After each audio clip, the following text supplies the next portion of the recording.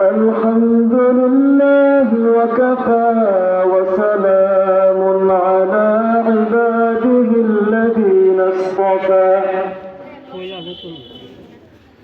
أما بعد فقد قال الله تبارك وتعالى في كلامه المجيد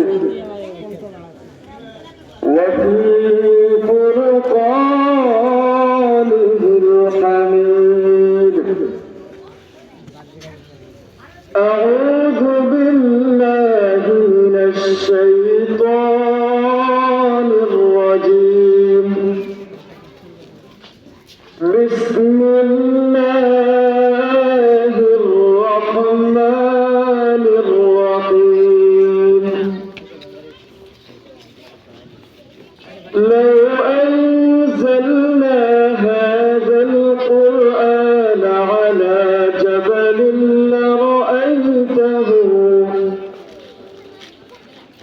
لرأيته خاشعا متصدعا من خشية الله وقال رسول الله صلى الله عليه وسلم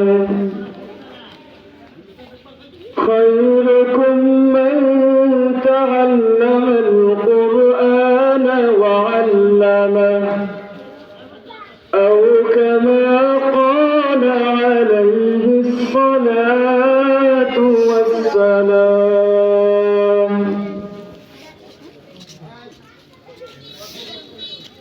الحمد لله হরিণাকুড়ি আদর্শ নুরানি হাফিজিয়া মাদ্রাসার উদ্যোগে আয়োজিত আজকের এই মহতি জলসার মুহতারাম সভাপতি, সামনে উপবিষ্ট ধর্মপ্রাণ মুসলমান ভাইরা, বিভিন্ন বাড়িতে অবস্থানরত দিনদার পরহেজগার মুত্তাকি মা ও বোনেরা, আমরা সকলেই সর্বপ্রথম সেই মহান প্রতিপালকের দরবারে কালিমাতুশ শুকর আদায় করি যে মহান রব্বুল আলামিন আমাদেরকে আজকের এই জান্নাতের বাগানে উপস্থিত হয়ে কোরআন ও হাদিসের আলোচনা শোনার তৌফিক দান করেছেন। সেই জন্য মহান প্রতিপালকের দরবারে অন্তরের অন্তঃস্থল থেকে কালিমাতুশ শুকর আদায় করি। সকলেই বলি আলহামদুলিল্লাহ। মুহতারাম হাজিরিন, আমার জানা মতে এলাকায় মানুষ এত কম নয় যে এশার নামাজ শেষ হয়ে গেছেন, এখনো পর্যন্ত মজলিসের একটি কোণাও পরিপূর্ণ হয়নি। মেহেরবানি করে যারা দাঁড়িয়ে আছেন, অনুগ্রহ করে সকলে প্যান্ডেলের নিচে এসে অবস্থান করি। মেহেরবানি করে সকলে প্যান্ডেলের নিচে এসে অবস্থান করি। এই মাইকের আওয়াজ যত দূর শোনা যাচ্ছে, সকল ধর্মপ্রাণ মুসলমান ভাই বন্ধুর কাছে উদাত্ত আহ্বান থাকবে, যে সকল ভাইরা অনর্থক রাস্তাঘাটে ঘোরাফেরা করতেছি, যে সকল ভাইরা শ্বাসতলে অনর্থক বসে আছি, দোকানপাটে ঘোরাফেরা করতেছি, সকলের কাছে উদাত্ত আহ্বান, আমরা সকলেই আজকের এই জান্নাতের বাগানে অংশগ্রহণ করি। হতে পারে এই মাহফিল আগামী বছর থাকবেন, এই প্যান্ডেল আগামী বছর থাকবেন, কিন্তু আপনি আমি থাকবো না। এই জন্য এই মাহফিলকে আমরা গনিমত মনে করে সকলে প্যান্ডেলের নিচে এসে অবস্থান করি। মুহতারাম হাজিরিন, যে বিষয়টি নিয়ে আপনাদের সামনে আলোচনা করব, সেই বিষয়টি হলো মহাগ্রন্থ আল কোরআন। সেই লক্ষ্যে আমি আপনাদের সামনে কোরআনে কারীমের সূরা হাশরের 21 নম্বর আয়াত তেলাওয়াত করেছি এবং রাসূলুল্লাহ সাল্লাল্লাহু আলাইহি ওয়াসাল্লামের অসংখ্য অগণিত বাণী সমূহ থেকে ছোট্ট একটি বাণী আপনাদের সামনে পাঠ করেছি। যদি আল্লাহ জাল্লা জালালুহু আম্মা নাওয়ালুহু তৌফিক দান করেন, তাহলে উক্ত আয়াত ও হাদিসের আলোকে কয়েকটি কথা আপনাদের খেদমতে পেশ করার চেষ্টা করব। ওয়া মা তৌফিকি ইল্লা বিল্লাহ। মুহতারাম হাজিরিন, আমি যে আয়াতটা তেলাওয়াত করেছি, এই আয়াতের মধ্যে আল্লাহ তাআলা বলেছেন, লাউ আনজালনা হাযাল কুরআন আলা জাবালিন লারাআইতাহু খাশিআন মুতাসাদ্দিআন মিন খাশিয়াতিল্লাহ। আল্লাহ তাআলা বলেন, এই কোরআনকে যদি আমি পাহাড়ের উপর অবতীর্ণ করতাম, হে নবী, আপনি দেখতে পেতেন কোরআনের ভয়ে, আল্লাহ তাআলার ভয়ে এই পাহাড়টা টুকরো টুকরো হয়ে যেত, খণ্ড বিখণ্ড হয়ে যেত। সুবহানাল্লাহ। মুহতারাম হাজিরিন, একটু চিন্তা করে দেখুন, আল্লাহ তাআলা দুনিয়াতে বিশাল বিশাল পাহাড় সৃষ্টি করেছেন, উহুদ পাহাড় সৃষ্টি করেছেন, তুর পাহাড় সৃষ্টি করেছেন। এই বিশাল পাহাড়ের উপরেও যদি কোরআন অবতীর্ণ করা হতো, কোরআনের ভারে এই পাহাড়গুলো টিকে থাকতে পারতো না, নিমিষের মধ্যেই টুকরা টুকরা খণ্ড বিখণ্ড হয়ে যেত। কোরআন এত ভারী জিনিস। আল্লাহ তাআলা কোরআন সম্পর্কে বলেছেন, ইন্না সানুলকি আলাইকা কাওলান সাকিলা। হে নবী, আমি আপনার উপর অনেক ভারী কোরআন অবতীর্ণ করব। বোঝা গেল কোরআন কোনো হালকা বিষয় নয়, কোরআন অনেক ভারী একটা জিনিস। এই জন্যই আল্লাহ তাআলা বলেছেন, ইন্না সানুলকি আলাইকা কাওলান সাকিলা। এই কোরআন কেমন ভারী জিনিস? আম্মা জান আয়েশা রাদিয়াল্লাহু তাআলা আনহা বলেন, কোন কোন শীতের মধ্যে আমরা যখন কম্বল মুড়ি দিয়ে বসে থাকতে পারতাম না শীতের কারণে, ওই সময় যখন রাসূলুল্লাহ সাল্লাল্লাহু আলাইহি ওয়াসাল্লামের উপর আল্লাহর বাণী অবতীর্ণ হতো, জিবরাইল আমিন যখন কোরআনের কোনো আয়াত নবীর দরবারে নিয়ে আসতেন, সঙ্গে সঙ্গে রাসূলুল্লাহ সাল্লাল্লাহু আলাইহি ওয়াসাল্লামের শরীর মুবারক থেকে ঘাম টপ টপ করে জমিনে পড়তো। সুবহানাল্লাহ। এই কোরআন এত ভারী জিনিস। হুজুর সাল্লাল্লাহু আলাইহি ওয়াসাল্লামের পালক পুত্র যায়েদ বিন হারিস, যিনি ছিলেন কাতিবুল ওয়াহী, তিনি বলেন, একবার রাসূলুল্লাহ সাল্লাল্লাহু আলাইহি ওয়াসাল্লাম আমার পায়ের উপর মাথা রেখে বিশ্রাম করছিলেন। আমি স্বাভাবিক অবস্থায় ছিলাম, আমার কোনো কিছু মনেই হচ্ছিল না যে রাসূল আমার পায়ের উপর মাথা রেখে শুয়ে আছেন। কিন্তু যখনই আল্লাহর পক্ষ থেকে কোরআন অবতীর্ণ হওয়া শুরু করল, যায়েদ বিন হারিস বলেন, আমার মনে হচ্ছিল আমার পা দুটো এখনই খণ্ড বিখণ্ড টুকরো টুকরো হয়ে যাবে। সবাই বলি সুবহানাল্লাহ। এই কোরআন এত ভারী জিনিস। কোরআন আল্লাহ তাআলা পাহাড়ের উপর অবতীর্ণ করেননি, জমিনের উপর অবতীর্ণ করেননি, আকাশের উপর অবতীর্ণ করেননি। এই কোরআন কার উপর অবতীর্ণ করেছেন? সবাই বলি, আল্লাহ তাআলা এই কোরআনকে কার উপর অবতীর্ণ করেছেন? এই কোরআনকে আল্লাহ তাআলা মানুষের উপর অবতীর্ণ করেছেন। সুতরাং প্রতিটা মানুষের উচিত কোরআন পড়তে পারান, কোরআনের অর্থ বোঝান, কোরআনের হাফেজ হবান। ব্যক্তিগত জীবন, পারিবারিক জীবন, সামাজিক জীবনে কোরআনের আইন বাস্তবায়ন করা, কি বলেন, দরকার আছে কি নাই? আছে। তাই এই কোরআনের সম্পর্কে আমি আপনাদের সামনে কয়েকটা কথা বলবো। আলোচনা বোঝার সুবিধার্থে তিনটা পয়েন্ট সামনে রেখে আলোচনা করব। প্রথম পয়েন্ট কোরআনে কারীমের পরিচয়, দ্বিতীয় পয়েন্ট কোরআনকে ভালোবাসার প্রতিফল, তৃতীয় পয়েন্ট কোরআনে কারীমের ফজিলত। আসুন, এক নম্বর পয়েন্ট, আমরা কোরআনে কারীমের পরিচয় সম্পর্কে জানব। কোরআনকে আমরা কিছু প্রশ্ন করব, দেখব কোরআন নিজেই আমাদেরকে প্রশ্নগুলোর উত্তর দেবে, তার পরিচয়টা আমাদেরকে জানিয়ে দেবেন। এক নম্বর প্রশ্ন, আমরা যদি মহাগ্রন্থ আল কোরআনকে জিজ্ঞাসা করি, হে কোরআন, তোমার নাম কি? কি জিজ্ঞাসা করব? তোমার নাম কি? তোমার নাম কি জানার প্রয়োজন আছে কিনা? কোরআনের নাম, যে কোরআন আল্লাহ তাআলা আমাদের উপর অবতীর্ণ করেছেন, সেই কোরআনের পরিচয় আমাদের জানার প্রয়োজন আছে কি নাই? আছে। আমরা যদি কোরআনকে প্রশ্ন করি, ও কোরআন, তোমার নাম কি? কোরআন আমাদেরকে স্পষ্ট ভাষায় জবাব দেয়। সূরা ওয়াকিয়ার ৭৭ নম্বর আয়াতে আল্লাহ তাআলা বলেন, ইন্নাহু লাকুরআনুন কারীম, নিশ্চয় এই কোরআনের নাম হলো কোরআনে কারীম। কোরআনের নাম কি? কোরআনে কারীম। কোরআনে কারীম। কিন্তু আমরা অধিকাংশ মানুষ কোরআনকে কোরআন শরীফ বলি। কি বলেন? বলি কি বলি না? বলি। কিন্তু আল্লাহ তাআলা কোরআনের শুরু থেকে শেষ পর্যন্ত কোথাও কোরআনকে কোরআন শরীফ বলেননি। আল্লাহ তাআলা কোথাও কোরআনকে কোরআনে মাজিদ বলেছেন।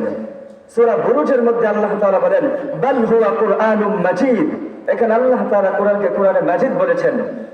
আরেক আয়াত আল্লাহ তাআলা কোরআনকে কোরআনে হাকিম বলেছেন, প্রজ্ঞাময় কোরআন। সূরা ইয়াসিনের 2 নম্বর আয়াত আল্লাহ তাআলা বলেন ইয়াসিন ওয়াল কুরআনিল হাকিম। এই আয়াত আল্লাহ তাআলা কোরআনকে কোরআনে হাকিম বলেছেন। আরেক আয়াত আল্লাহ তাআলা কোরআনকে কোরআনে আযম বলেছেন। আল্লাহ তাআলা বলেন ওয়ালাকাদ আতাইনাকা সাবআম মিনাল মাসানি ওয়াল কুরআনাল আযীম। কিন্তু আমরা এই সবগুলো বাদ দিয়ে কোরআনকে কোরআন শরীফ বলি। শুধু কোরআনই কোরআনের নাম নয়, কোরআনের আরো কিছু নাম আল্লাহ তাআলা কোরআনের মধ্যে উল্লেখ করেছেন। এগুলো কিন্তু কোরআনে কারীমের পরিচয় আপনাদেরকে দিচ্ছি, খুব ভালো করে খেয়াল রাখবেন। কোরআনে কারীমের পরিচয় মৃত্যুর আগ পর্যন্ত যেন কোরআনের পরিচয় জেনে কোরআনের ফজিলত জানতে পারি। আল্লাহ তাআলা তৌফিক দান করুন, সবাই বলে আমিন। আমিন। মুহতারাম হাজিরিন, কোরআনের একটা নাম হলো আল কিতাব। কোরআনের একটা নাম কি? আল কিতাব। আল কিতাব। আল্লাহ তাআলা বলেন মা ফাররাতনা ফিল কিতাবি মিন শাই। এই কিতাবের মধ্যে, এই কোরআনের মধ্যে আমি কোনো ফাঁক ফোকর রাখিনি, কোনো কিছু বাদ রাখিনি। অর্থাৎ ব্যক্তিগত জীবন, পারিবারিক জীবন, সামাজিক জীবন, রাষ্ট্রীয় জীবন, মোট কথা মানব জীবনে চলার ক্ষেত্রে যা কিছু প্রয়োজন হয় সব কিছু আল্লাহ তাআলা কোথায় উল্লেখ করেছেন? কোরআন। সকলেই বলে আল্লাহ তাআলা সবকিছু কোথায় উল্লেখ করেছেন? কোরআনে কারীমের মধ্যে। কেউ যদি এই বিষয়ে সন্দেহ করেন, আল্লাহ তাআলা বলেছেন সবকিছুকে কোরআনের মধ্যে উল্লেখ করেছেন। কেউ যদি এই বিষয়টাকে অবিশ্বাস করে সন্দেহ করে সে মুসলমান থাকবে না। কি বলেন, মুসলমান থাকবেন? কোশ্চেন কালে সে মুসলমান থাকবে না। কোরআনের একটা নাম পেলাম আল কিতাব, কোরআনের আরেকটা নাম হলো আজ জিকির। আমরা শুধু সুবহানাল্লাহ, আলহামদুলিল্লাহ, আল্লাহু আকবার এগুলোকে জিকির মনে করি, অথচ আফদালুল যিকরি তিলাওয়াতুল কোরআন, সর্বোত্তম জিকির হলো কোরআনে কারীম তেলাওয়াত করান। আল্লাহ তাআলা এই সম্পর্কে বলেন ইন্না নাহনু নাযালনা যিকরা ওয়া ইন্না লাহু লাহাফিজুন। নিশ্চয় আমি জিকির অবতীর্ণ করেছি, অর্থাৎ আমি কোরআনকে অবতীর্ণ করেছি। এবং কিয়ামত পর্যন্ত এই কোরআনের রক্ষণাবেক্ষণের দায়িত্ব আমি আল্লাহ নিজে নিলাম। সবাই বলি সুবহানাল্লাহ। কোরআনের আরেকটা নাম হলো আল ফুরকান, সত্য মিথ্যার পার্থক্যকারী। অর্থাৎ কোরআন পড়লে বোঝা যায় কোনটা সত্য কোনটা মিথ্যা, কোরআন পড়লে বোঝা যায় কোনটা হালাল কোনটা হালাল। কি বলেন, জানা যায় কি যায় না? আল্লাহ তাআলা বলেন তাবারাকাল্লাযী নাযালাল ফুরকান আলা আবদিহি লিয়াকুনা লিল আলামিন নাযীরা। তখন আমরা কোরআনের নাম পেলাম। এরপর যদি কোরআনকে জিজ্ঞাসা করি কোরআন তোমার বাড়ি কোথায়, কোরআনে কারীম আমাদেরকে সূরা বুরুজের মধ্যে বলে দেয় ফি লাওহে মাহফুজ। কোরআনের বাড়ি হলো 7 আকাশের উপরে লৌহে মাহফুজে। এরপর যদি আমরা কোরআনে কারীমকে জিজ্ঞাসা করি ও কোরআন তুমি দুনিয়াতে কখন অবতীর্ণ হয়েছ, কোরআন আমাদেরকে স্পষ্ট ভাষায় সূরা বাকারার মধ্যে বলে দেয় শাহরু রমাদানাল্লাযী উনজিলা ফীহিল কুরআন। কোরআন আমাদেরকে বলেন আমি রমজান মাসে অবতীর্ণ হয়েছি। বলেন কোরআন কোন মাসে অবতীর্ণ হয়েছে? রমজান মাসে। রমজান মাসে। এরপর যদি আমরা বলি হে কোরআন রমজান তো কখনো 30 দিনে হয়, আবার কখনো 29 দিনে হয়, তাহলে তুমি কোন দিনে আমাদের কাছে অবতীর্ণ হয়েছ? কোরআন এর উত্তর আমাদেরকে দেয়। কোরআন আমাদেরকে বলে ইন্না আনজালনাহু ফি লাইলাতিল কদর। কোরআন আমাদের মাঝে কদরের রাতে অবতীর্ণ হয়েছে। সুবহানাল্লাহ, সুবহানাল্লাহ। এরপর যদি আমরা কোরআনকে জিজ্ঞাসা করি হে কোরআন তুমি কি দুনিয়াতে একা একা এসেছো নাকি তোমাকে দুনিয়াতে কেউ নিয়ে এসেছেন? কোরআন আমাদেরকে বলে নাযালা বিহির রূহুল আমিন। না না, আমি দুনিয়াতে একা একা আসি নাই, আমাকে রূহুল আমিন জিবরাইল আলাইহিস সালাম আমাকে নিয়ে এসেছেন। সুবহানাল্লাহ, সুবহানাল্লাহ। এরপর যদি আমরা কোরআনে কারীমকে জিজ্ঞাসা করি হে কোরআন সর্বশেষ তোমাকে একটা প্রশ্ন করতে চাই, তুমি দুনিয়াতে এসেছ কেন এসেছ? আল্লাহ তাআলা তোমাকে দুনিয়াতে কোন উদ্দেশ্যে অবতীর্ণ করেছেন? কোরআন আমাদেরকে এর জবাব দেয়। সূরা ইব্রাহিমের 1 নম্বর আয়াত কিতাবুন আনজালনাহু ইলাইকা লিতুখরিজান নাস মিনাল যুলুমাতি ইলান নূর। কোরআন আমাদেরকে বলেন আমি দুনিয়াতে অবতীর্ণ হয়েছি মানুষকে অন্ধকার থেকে বের করে আলোর দিকে নিয়ে যেতে। তাহলে কোরআনে কারীম মানুষকে সত্যের পথ দেখায়, মানুষকে হেদায়েতের পথ দেখায়। কি বলেন, ঠিক কিনা? ঠিক। এই জন্যই দেখবেন শত শত নাস্তিক, শত শত ডাক্তার, ইঞ্জিনিয়ার যারা একসময় হিন্দু ছিল কিন্তু কোরআনকে রিচার্জ করার কারণে তারা মুসলমান হয়ে যায়। কি বলেন, ঠিক কিনা? ঠিক। মুহতারাম হাজিরিন, সময় খুবই সংক্ষেপ। আমি আরেকটা পয়েন্ট আপনাদের সামনে বলবো। কোরআনে কারিমকে ভালোবাসার প্রতিফল, ছোট্ট একটি ঘটনা বলছি খুব সংক্ষেপে। এক ব্যক্তি এরকম ছোট্ট একটি মাদ্রাসা, হাফিজিয়া মাদ্রাসার পাশ দিয়ে অতিক্রম করার সময় শুনতে পেলাম এক উস্তাদ তার ছাত্রকে পড়াচ্ছেন রাসূলের এক হাদিস, খায়রুকুম মান তাআল্লামাল কুরআনা ওয়া আল্লামাহ, তোমাদের মধ্যে সর্বোত্তম ওই ব্যক্তি যে কোরআনে কারিম শিক্ষা করেন এবং অপরকে শিক্ষা দেয়। যে ব্যক্তি এই মাদ্রাসার পাশ দিয়ে অতিক্রম করছিলেন সেই ব্যক্তি ছিল একজন কৃষক। সে সারাদিন যা কিছু যে টাকাগুলো উপার্জন করেছিলেন সেই টাকাগুলো দিয়ে সে বাজার থেকে একটা কোরআন তেলাওয়াত করেন ঘরে নিয়ে গেল, বলি সুবহানাল্লাহ। ঘরে নিয়ে যাওয়ার পর খাবার দাবার সব কিছু বাদ দিয়ে সে কোরআন নিয়ে বসে গেলেন। কিন্তু সে একজন সামান্য কৃষক, জীবনে কোনোদিন মাদ্রাসার বারান্দা দিয়েও যায়নি, তাই তার কারণে সে কোরআন পড়তে পারছিল না। সে শুধু কান্না করছিল আর আল্লাহ তাআলার কাছে দোয়া করছিল। আর কোরআনে কারীমের পৃষ্ঠাটাকে এইভাবে হাতে নিয়ে এইভাবে আঙ্গুল দিয়ে কোরআনের লাইনগুলোর উপর হাত বোলাচ্ছিলেন আর বলছিলেন, হাযা কালামু রাব্বি, হাযা কালামু রাব্বি, এটা আমার প্রতিপালকের কালাম।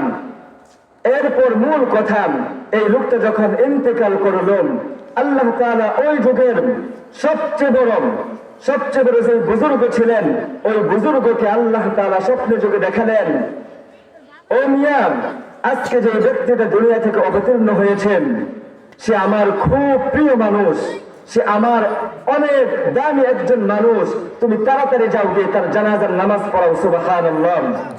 আপনাদেরকে বলছি এই ব্যক্তি কিন্তু কোরআনের হাফেজ ছিল না, কোরআনের আলেম ছিল না, কোরআন ভালোভাবে পড়তেও পারতো না, শুধুমাত্র কোরআনের মহব্বতে আল্লাহ তাআলা তাকে এই মর্যাদা দান করেছেন। মুহতারাম হাজিরিন, তৃতীয় পয়েন্ট, একটা ফজিলত বলে শেষ করব। কোরআনে কারীমের ফজিলত সম্পর্কে রাসূলের অসংখ্য অগণিত হাদিস সমূহ থেকে একটা হাদিস আপনাদেরকে বলছি। রাসূল বলেন, মান ক্বরাআল কুরআন, من قرأ القرآن فاستظهره وأحل حلاله وحرم حرامه أدخله الله الجنة। যে ব্যক্তি কোরআনে কারীম তেলাওয়াত করবেন, ফাস্তাজহারাহু, কোরআনে কারীম হিফজ করবেন, মুখস্থ করবেন, ওয়া আহাল্লা হালালাহু ওয়া হারামা হারামাহু, কোরআন যাকে হালাল বলেছেন তাকে হালাল হিসেবে গ্রহণ করবেন, কোরআন যাকে হারাম বলেছেন তাকে হারাম হিসেবে গ্রহণ করবেন, আদখালাহুল্লাহুল জান্নাহ, আল্লাহ তাআলা তাকে জান্নাতে প্রবেশ করাবেন। চিৎকার করে বলি সুবহানাল্লাহ। সুবহানাল্লাহ। মুহতারাম হাজিরিন, এরপর হলো মূল কথা। রাসূল বলেন, ওয়া শাফাআহু ফি আশরাতিন মিন আহলি বাইতিহি কুল্লিহিম কদ ওয়াজাবাত লাহুন নার। রাসূলের ভাষা অনুযায়ী রাসূল বলেন, এই কোরআনের হাফেজকে কিয়ামতের ময়দানে আল্লাহ তাআলা এমন শক্তি দিবেন, এই কোরআনের হাফেজ এমন 10 ব্যক্তির ব্যাপারে আল্লাহ তাআলার কাছে জান্নাতের সুপারিশ করতে পারবেন যে 10 জনের উপরে জাহান্নাম ওয়াজিব হয়ে গিয়েছিল। সুবহানাল্লাহ। সুবহানাল্লাহ। মুহতারাম হাজিরিন, কোরআনের হাফেজের এত ফজিলত আল্লাহ তাআলা দিয়েছেন, তাই আমরা আমাদের সন্তানদেরকে কোরআনের শিক্ষা দেব তো ইনশাআল্লাহ। কোরআনের শিক্ষা দেওয়ার প্রয়োজন আছে তো? অবশ্যই আছেন, কিন্তু আফসোসের বিষয় হলো বর্তমান ডিজিটাল যুগ হিসাবে বর্তমান মা বাবারা প্রাথমিক অবস্থায় কোরআনের শিক্ষা দেয় না, মাদ্রাসায় পড়ায় না, মক্তবে পড়ায় না, সর্বপ্রথম তাদেরকে প্রাইমারি স্কুলে ভর্তি করে দেয়। আপনি জানলে অবাক হবেন, প্রাইমারি স্কুলগুলোতে আমাদের সন্তানদেরকে এমন এমন বিষয় শিক্ষা দেওয়া হয় যে বিষয়গুলো দুনিয়াতেও কাজে আসে না, আখিরাতেও কাজে আসে না।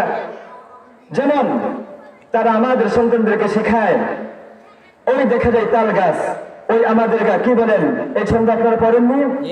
এই ছন্দ আমাদের সন্তানদেরকে শেখায়। পুরোটা বললাম না, সময় সংক্ষেপ, কিন্তু আপনাদের কাছে প্রশ্ন, এই ছন্দ পড়ার পরে আমাদের সন্তানদের কি দুনিয়াতে কোনো লাভ আছে?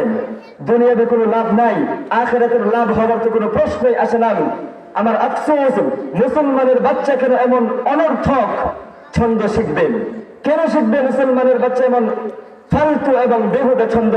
মুসলমানের সন্তানদেরকে শিক্ষা দেওয়া উচিত শুরু থেকেই তাদেরকে কোরআনের ভয়, কবরের ভয়, আল্লাহর ভয় তাদের অন্তরে গেঁথে দেওয়া উচিত।